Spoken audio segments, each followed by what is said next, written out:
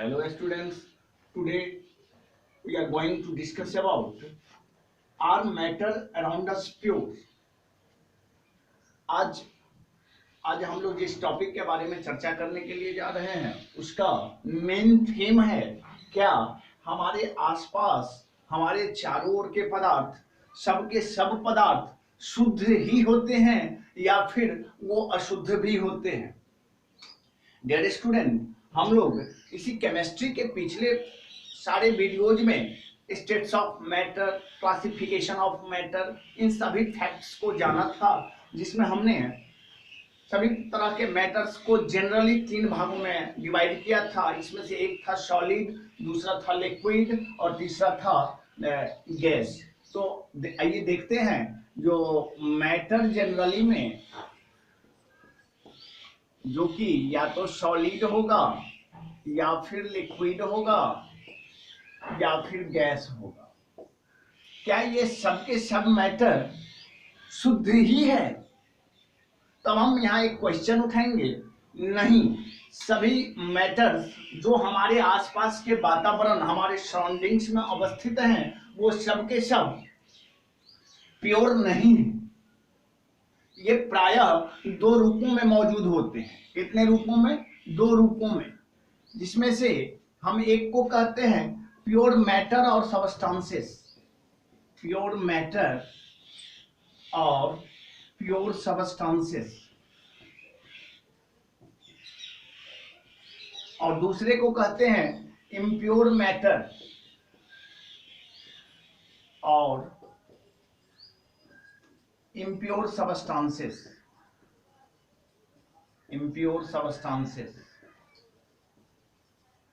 या तो इस प्रकृति में इस सराउंडिंग्स के सभी मैटर्स या तो प्योर फॉर्म में हैं या फिर वो इम्प्योर मैटर और इम्प्योर सबस्टांसेस के रूप में मौजूद होते हैं। इनमें से हम प्योर सबस्टांस को या फिर प्योर मैटर को शुद्ध पदार्थ के नाम से जानते हैं या शुद्ध पदार्थ के रूप में जानते हैं, शुद्ध पदार्थ।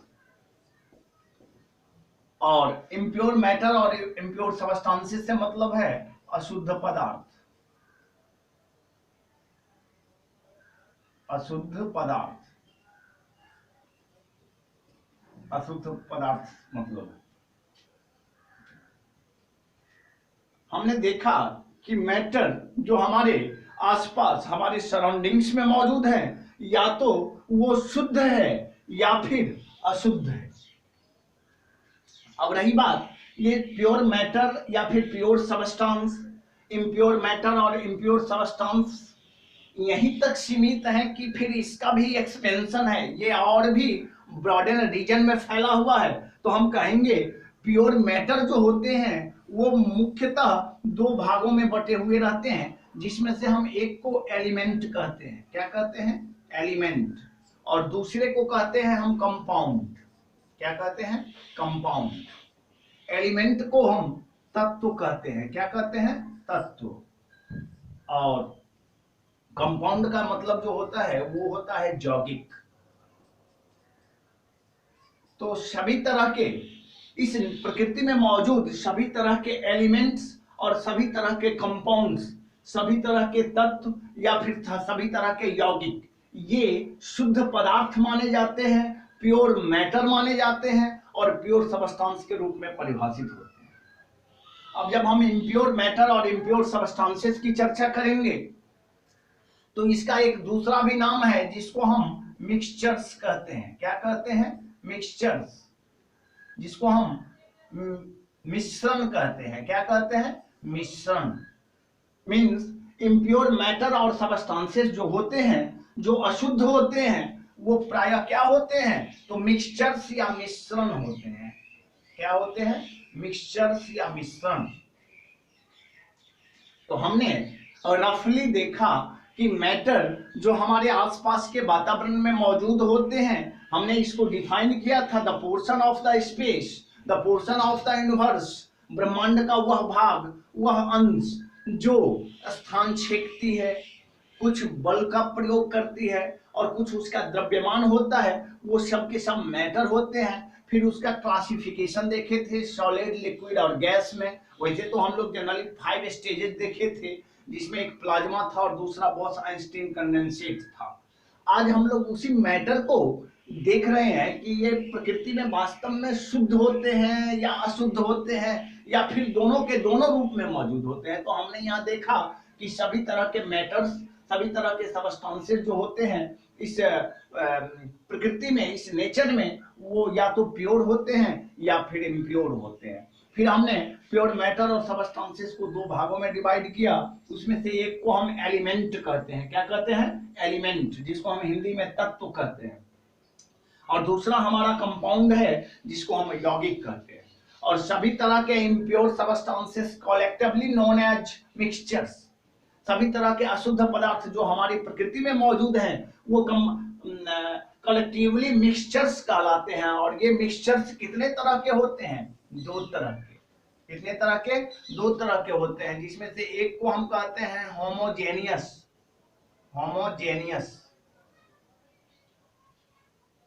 Homogeneous mixture. होमोजेनियस मिक्सचर से मतलब होता है समांगी मिश्रण।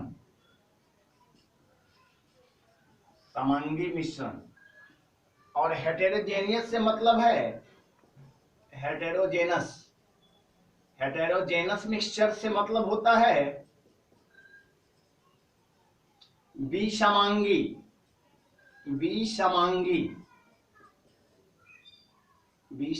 मिश्रण। डियर स्टूडेंट, हमने 2 तरह के मिक्सचर्स को देखा। एक होमोजेनियस मिक्सचर्स होते हैं और दूसरे हेटेरोजेनियस मिक्सचर्स होते हैं। होमोजेनियस मिक्सचर्स समांगी मिश्रण होता है और हेटेरोजेनियस मिक्सचर्स विषमांगी मिश्रण होता है। हम इसको बाद में देखेंगे, जिसको हम इम्प्योर मैटर और इम्प्योर सबस्टांसेस कहते हैं। सबसे पहले हम प्योर मैटर को देखना और डिटेल करना चाहेंगे, क्योंकि स्टार्टअप हमारा प्योर मैटर से ही है। तो सबसे पहले सारी जानकारी और सारा डिटेल्स हम प्योर मैटर से प्राप्त करते हैं। तो चलिए हम to the point of pure matter को देखेंगे, फिर बारी बारी से हम एलिमेंट, कंपाउंड को देखेंगे, तब मिक्सचर्स की ओर चलेंगे। तो सबसे पहले हम प्योर मैटर को देखते हैं, जो शुद्ध पदार्थ होते क्या है।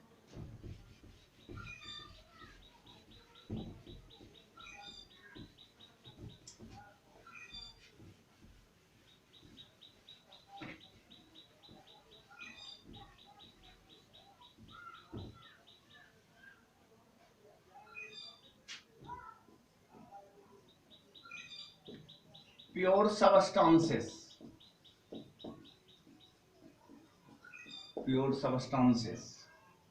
शुद्ध पदार्थ। शुद्ध पदार्थ क्या होते हैं? शुद्ध पदार्थ क्या होते हैं, अब इसको हम लोग डिटेल करेंगे। प्रकृति में जो भी पदार्थ हैं, या तो शुद्ध है और अशुद्ध है, तो वो शुद्ध पदार्थ किस तरह के होते हैं। तब चलिए अब इसको देखते हैं। The substances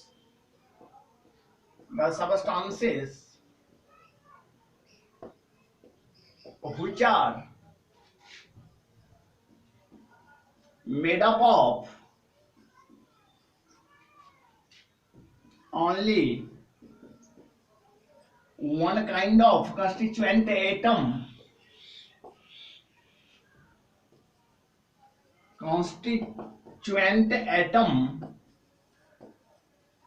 are referred as the pure substances.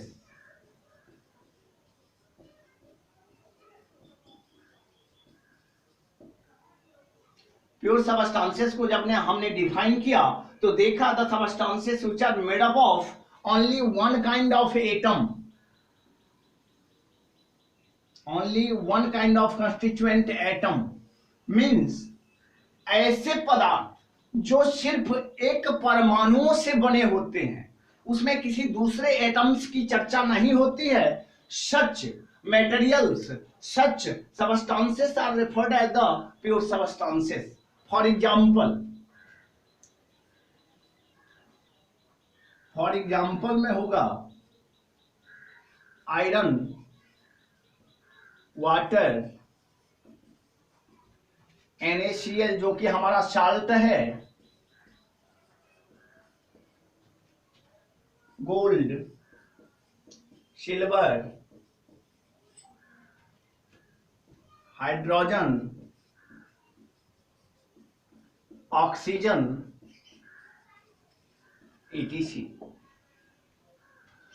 ये हम अभी जितने प्रकार के मटेरियल्स को देख रहे हैं, जिसमें आपका पहला आयरन है, दूसरा वाटर है, तीसरा NaCl है, जिसको हम साल्ट कहते हैं, कॉमन साल्ट है, नाइट्रियम क्लोराइड है, सोडियम क्लोराइड है, आगे हमारा गोल्ड है, सिल्वर है, हाइड्रोजन है, ऑक्सीजन है, ये सब के सब प्योर सबस्टांसेस के अंतर्गत आते हैं और इसको हम शुद्ध पदार्थ की श्रेणी में रखते हैं।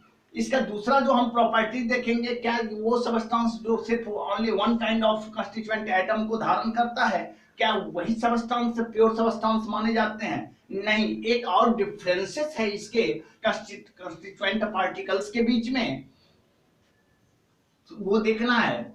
The particles of pure substances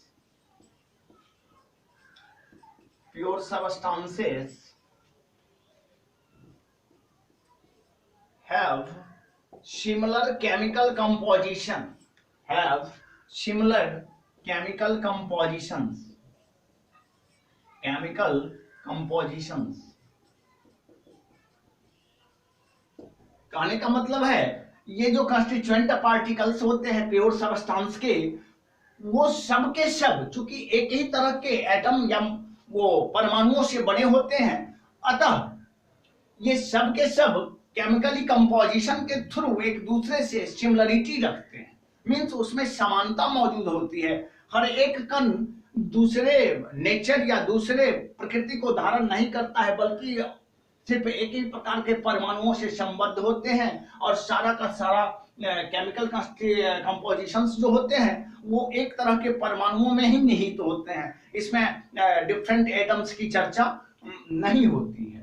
तो ये आपका प्योर सबस्टांसेस का डेफिनेशन हुआ, जिसके अंतर्गत हमने बहुत सारे materials iron, water, NaCl, gold, silver, hydrogen, oxygen को देखे। यहाँ हम जितने भी तत्व, जितने भी हम मटेरियल्स को देख रहे हैं, सबके सब वन काइंड ऑफ एटम से बना हुआ है, सिर्फ एक परमाणु से। जैसे हम आयरन को लेंगे तो ये फेरस से, जिसको हम Fe से डिनोट करते हैं, उससे ये सूचित किया जाता है। हाइड्रोजन H से सूचित किया जाता है और उसमें किसी तरह का दूसरा एटॉमिक स्ट्रक्चर मौजूद नहीं होता है। वाटर का आप H2O जानते हैं, जो सिर्फ हाइड्रोजन और ऑक्सीजन, जो अपने आप में हाइड्रोजन और ऑक्सीजन क्या है, तो प्योर सबस्टांस है। इन दोनों के संघटकों के मिलने से ही जल का निर्माण होता है। फिर हमारा अगला जो नेक्स्ट एग्जांपल है वो है नाइट्रियम क्लोराइड, सोडियम, जो शुद्ध है, अपने आप में प्रकृति में इसको शुद्ध माना जाता है, ये भी आपका शुद्ध फॉर्म में मौजूद है। फिर हमारे सामने में गोल्ड, सिल्वर, हाइड्रोजन, ऑक्सीजन, ये सब के सब है, जो किसी ना किसी तरह से या तो वो सॉलिड है या फिर लिक्विड है और गैसियस रूप में है, और सब के सब क्या है, शुद्ध माने जाते हैं। डियर स्टूडेंट, अब हम देखेंगे कि ये प्योर सबस्टांस एक्चुअली में होते कितने तरह के हैं।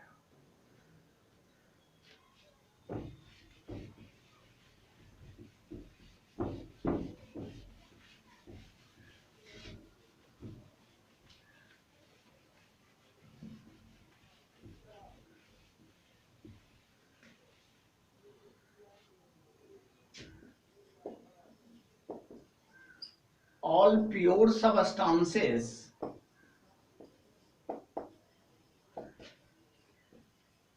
are of mainly two types.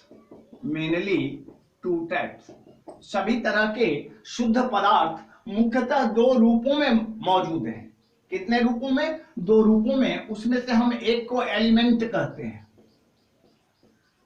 क्या कहते हैं? एलिमेंट, जिसको हम हिंदी में तत्व कहते हैं। और दूसरा जो है हमारा, उसको हम कंपाउंड कहते हैं, जिसको हम हिंदी में यौगिक कहते हैं। या तो वो फ्री स्टेट में मौजूद है, जो कि आपका एलिमेंट कहलाता है। क्या कहलाता है? एलिमेंट। या फिर वो कंपाउंड स्टेट में मौजूद है, तब भी वो क्या है? फ्री है और उसको प्योर माना जाता है। जिसके अंतर्गत हमने हाइड्रो जल को देखा, नाइट्रियम क्लोराइड को देखा, और भी बहुत सारे एग्जांपल्स हैं जो कंपाउंड से रिलेटेड होते हैं। अब डियर स्टूडेंट, हम इनमें से एलिमेंट और कंपाउंड में से सबसे पहले एलिमेंट के फीचर को देखेंगे, फिर इसके बहुत सारे फिजिकल प्रॉपर्टीज को देखेंगे, बारी बारी से इसी तरह हम फिर आगे बढ़ेंगे और तब कंपाउंड को देखेंगे। तो सबसे पहले हम तत्व की ओर चलते हैं। Element,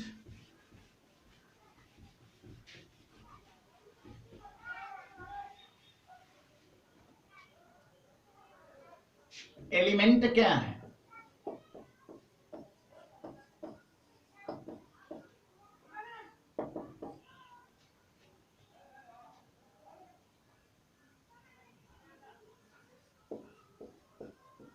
These are the purest form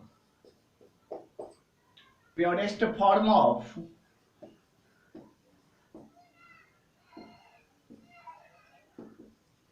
matter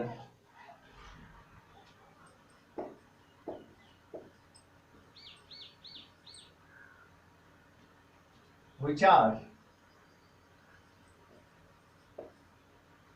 made up of one type of constituent particles. These are the pure substance, pure form of matter which are the made up of one type of constituent particles are called elements. These are the purest form of matter which are made up of one type of constituent particles are called elements. ऐसे पदार्थ जो एक प्रकार के constituent particles, एक प्रकार के संघटक कण से मिलकर के बनता है या संघटक परमाणुओं से मिलकर के बनता है, such materials are referred as elements. For example,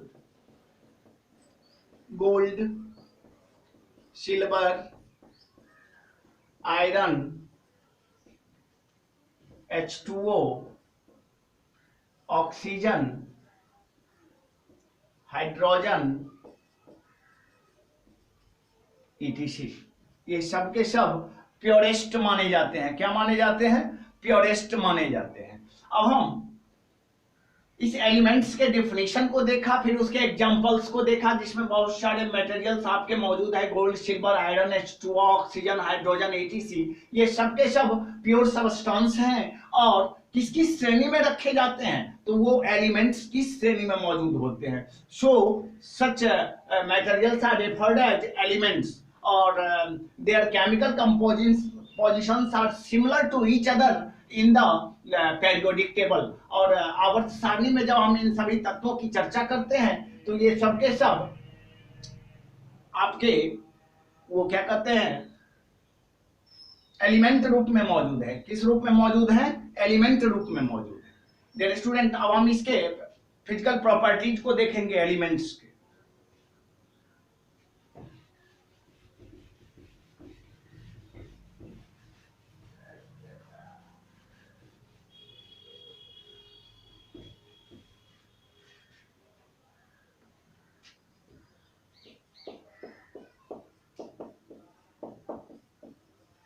Physical properties of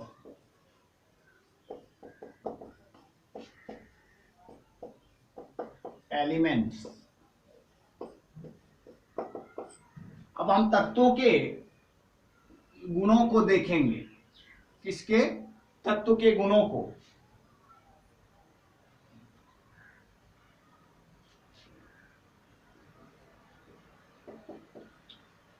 Elements are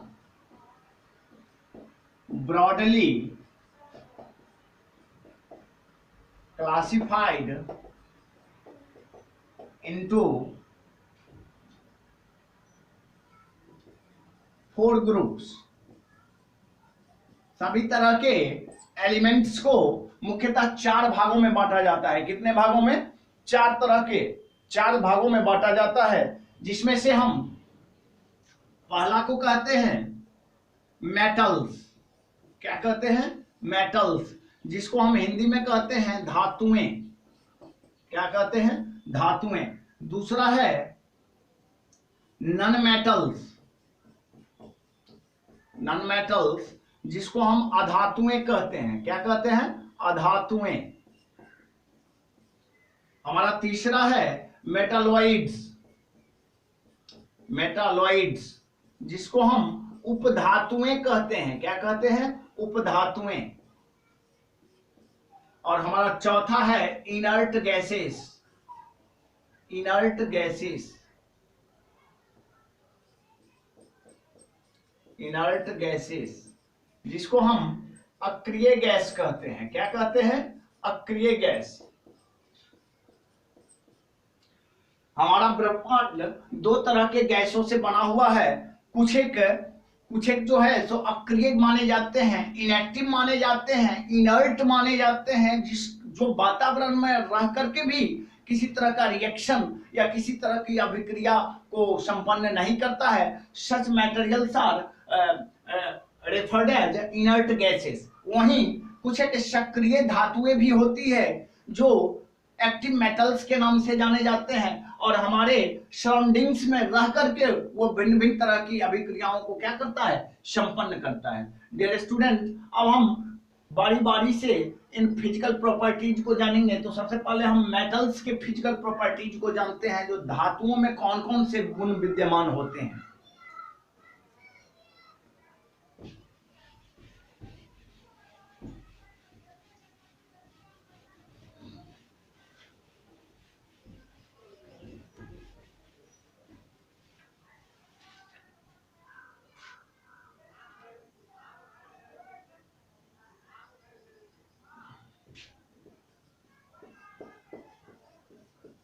properties of metal, धातुओं के गुण।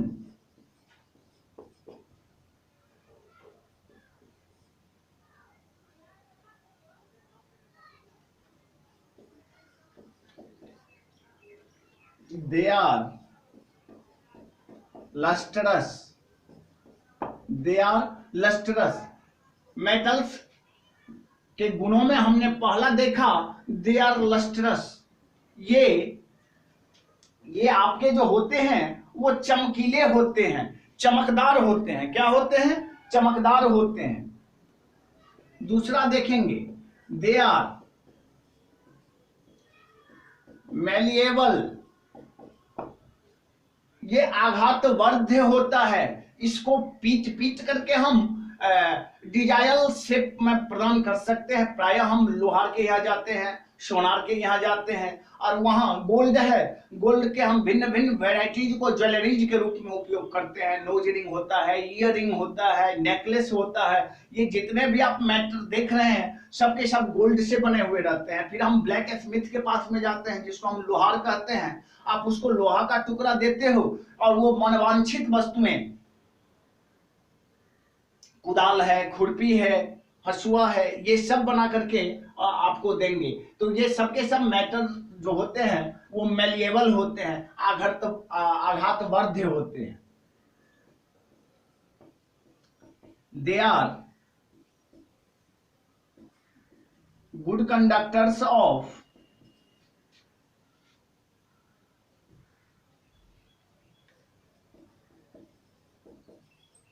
heat and electricity, ये ऊष्मा और विद्युत के अच्छे सुचालक माने जाते हैं। ये ऊष्मा और विद्युत के अच्छे सुचालक माने जाते हैं। They are sonorous, they are sonorous.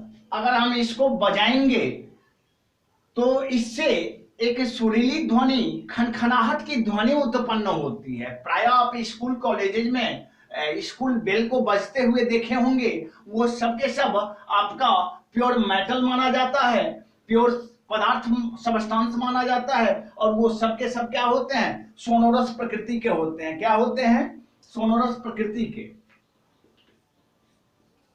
they release electron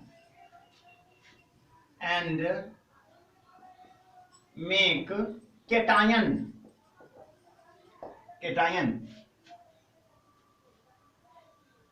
विद्युत सक्रियता के क्षेत्र में जब हम इसकी चर्चा करेंगे तो ये मेटल्स जो होते हैं वो अपने इलेक्ट्रॉन को लूज करने के बाद किसमें बदल जाते हैं, तो प्लस आयन में बदल जाते हैं, जिसको हम केटायन या फिर धनायन कहते हैं। क्या कहते हैं? केटायन या धनायन। They are ductile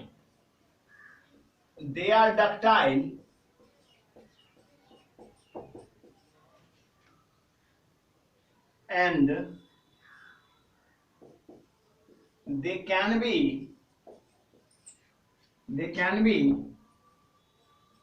beaten into a thin sheet. ये डक्टाइल होते हैं, मीन्स तन्य होते हैं, और इन्हें पीट करके हम चादर के रूप में प्राप्त कर सकते हैं। तो प्रायः हम लोग एस्बेस्टस शीट को देखते हैं अपने छत के ऊपर में, घर के ऊपर में डालते हुए। बहुत सारे लोग एस्बेस्टस शीट का उपयोग करते हैं। ये सब के सब डक्टाइल होते हैं, तन्य होते हैं। क्या होते हैं? तन्य होते हैं, जिस पर हम दाब लगा करके, बल लगा करके उसको मनवांछित वस्तुओं में क्या कर सकते हैं, प्राप्त कर सकते हैं। तो डियर स्टूडेंट, ये 6 प्रॉपर्टीज हुआ जो कि मेटल से रिलेटेड होते हैं। उसमें हमने पहला देखा, दे आर लस्टरस, सभी प्रकार के धातुओं में चमक होती है। क्या होती है? चमक। दे आर मैलिएबल, आघातवर्ध्य होते हैं। क्या होते हैं? आघातवर्ध्य, malleable. They are good conductors of heat and electricity. good conductors, सुचालक। ये विद्युत और उष्मा के अच्छे सुचालक होते हैं। They are sonorous, सुरीली ध्वनि निकलती है इससे, सुरीली ध्वनि, sonorous। They release electron and make cation.